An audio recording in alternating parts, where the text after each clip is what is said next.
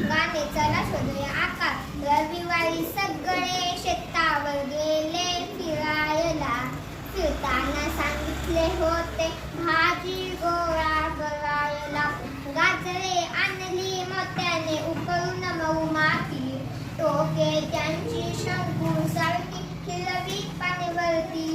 यशनी आणली वांगे आणि टोमॅटो लाल